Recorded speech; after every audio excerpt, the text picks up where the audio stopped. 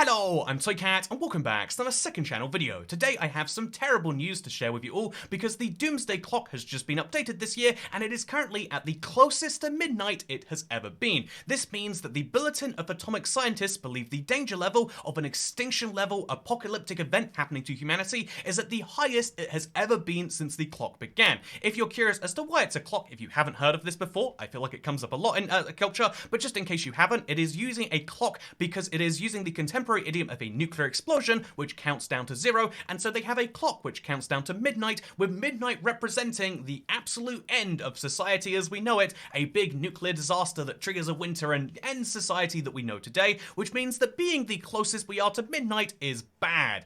This year they have technically retained it at the same level, but they've given a big damning list of why they believe we are so close to wiping each other out, and let's go through what that is and also how this compares to historic events, because you'll be quite surprised to learn what the clock was at during certain various crises during history. And also I wanted to talk about something kind of related, which is how you can use geography to actually be more prepared for something very bad happening. So let's dive into it right now. Why is the clock set at 90 seconds to midnight? And the answer is that ominous trends continue to point the world towards global catastrophe. The war in Ukraine and the widespread and growing reliance on nuclear weapons increase the risk of nuclear escalation because China, Russia and the United States are all spending huge sums to expand or modernize their nuclear arsenals, adding to the ever-present danger of nuclear war through mistake or miscalculation, which is pretty bad. But at first you can kind of dismiss this. They are a bit deeper in this when they say, actually, well, not only did they suspend the new strategic arms reduction treaty,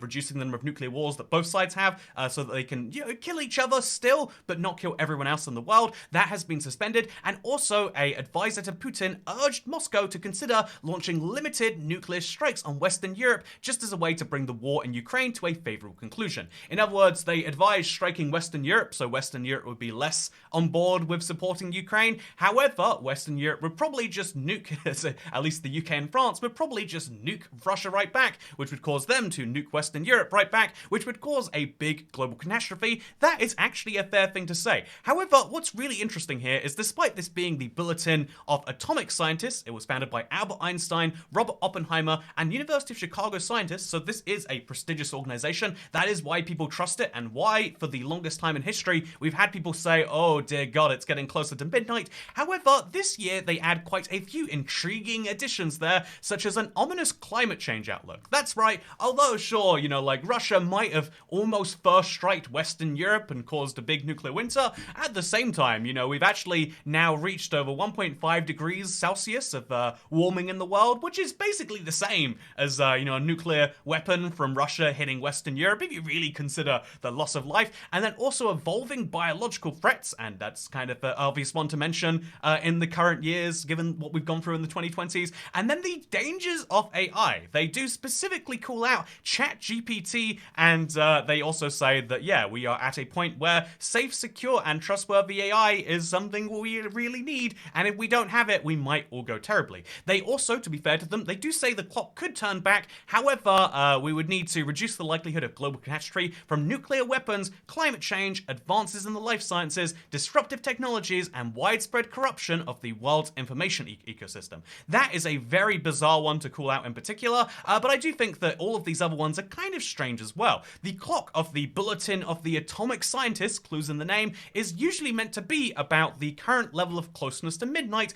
as they see it on an atomic level. And that's why when you look back at the history, this is from Wikipedia by the way, it's a very handy thing, you can see that the furthest we've ever been from midnight was 1991, when the USSR dissolved and there weren't two states immediately at each other's throats anymore, and as they slowly started to agree on strategic arms reduction treaties, i.e. again saying we will have enough nuclear weapons to wipe each other out, maybe twice over, but we don't need enough to wipe out the entire world. So as that happened, we got 17 minutes away from midnight. However, as you can see here, the closest it was before that point was 1953, which is really weird to me actually, because even at 1953 we were further away from midnight than current levels. But also take a look at 1960, and particularly 1962 is one I want to point out. So this is where the Bay of Pigs invasion happened, of course, and also the Cuban Missile Crisis. These are generally given as the two closest of, if you talk about nuclear war on a fun casual level, and even in history, this is what I learned about at the very least, these are given as the closest events that we had had in the 20th century to an all-out nuclear war. If you're not familiar with the Cuban Missile Crisis,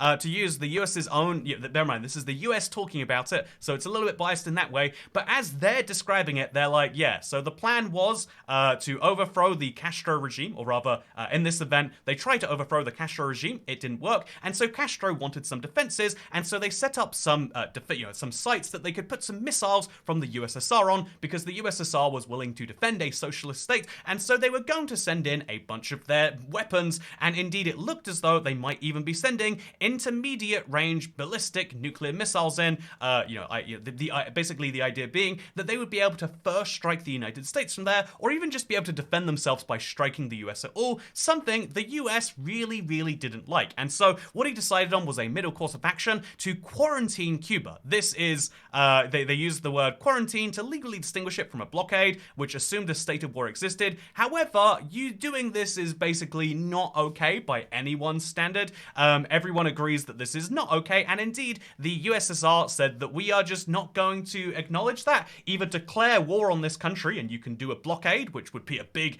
deal, or if you're not declaring war, then you can't stop our ships. And so even though the tone of the president's remarks was stern, basically they responded by saying this was an act of aggression and we're just going to keep going through anyway. We're not going through your blockade that you're setting up illegally, and so we're going to send our ships this way. And the US said, we're going to block your ships if they come this way, and they said we're going to keep doing it anyway. And they also said, oh yeah, these are nuclear submarines of nuclear weapons, by the way. And they said, I don't really care because you're not going to Cuba. And this crisis was the most ridiculous. Again, all it would have taken is any one of these ships who got cut off, as indeed some did, to just say, oh yeah, our orders are to launch the nuclear weapons, and then a nuclear weapons gets launched and another one gets shot in retaliation, and the world is gone. That was how close we came, was just two big militaries saying, I'm gonna do this anyway, and getting closer and closer to the idea of absolute extinction. And another similar, which by the way was 1962, at which point, by the way, the Doomsday Clock did not hugely update. Indeed, it stayed at its same level of 7 minutes to midnight, despite the closeness we all came to two big-headed,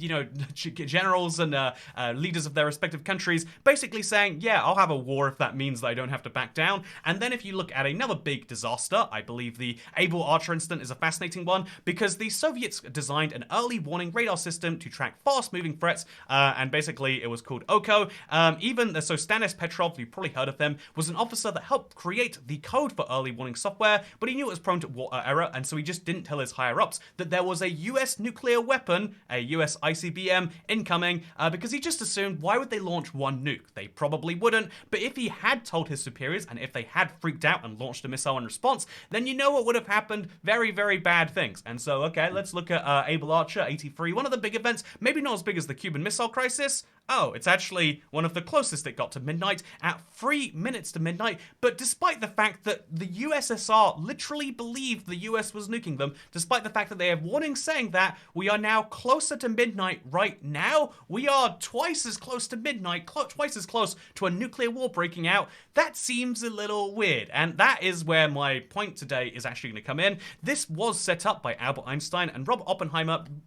There's no way that you could ever say that these people are not incredibly intelligent in their field. They developed nuclear weapons that most of us could not. However, something bizarre about this is the idea that, yeah, this is not just scientists who are specifically focused on, in the atomic realm about, nuclear weapons, but also now they are scientists who have the, and to be fair, people who work with nuclear weapons will know much more than the average person. However, after they start to non-specialize and say, oh, this is about all threats to humanity, including biological threats and climate change and AI, these are risks, right? I think there is there is a big range of how big the risk can be to climate change. There's a big range of how big the risk is of AI. Some people believe it is a extinction level event. Some people believe this is the start of the future. But the fact that there is a range of outcomes means that you probably shouldn't, if it's not your scientific field of specialization, be diving into it too much. And this is maybe the problem, in my opinion. If they had too specific a clock, just one talking about the odds of nuclear war, it would probably be going down in a significant way. However, to remain relevant as a publication, to get people excited about each of these announcements, which by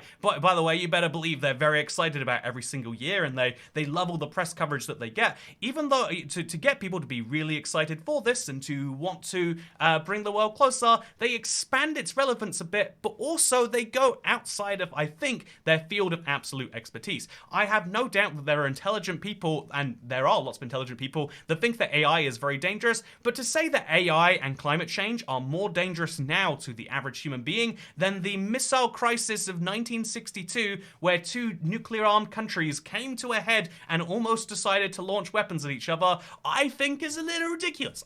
That's my personal opinion. I would say that publications like this, you always have to then read into what exactly it means, and even though this is one of my favorite measures for, again, I learned about this in school and I loved it as a measure, I do think that saying we are the closest to extinction now we've ever been is probably being a little bit of it's probably exaggerating just a bit too much for my liking. And so if you're wondering what you can do, by the way, all it says is like, yeah, so what you can do is you can try and have have the three biggest countries come together to have serious dialogue about global threats for each tier. And I don't really like this idea that like, oh, it's all for governments to have discussions about climate change and AI, because that, you know, governments are the only people who can discuss nuclear weapons, but also humans can make a difference on those other things. But nope, not according to this bulletin. This bulletin just says it's 90 seconds to midnight. Good luck, you're all screwed. And so this got me thinking, what can you actually do? And so I watched this movie recently. You might have heard about it. It's about this is the wrong page. This is it's about the Uruguayan Air Force Flight 571.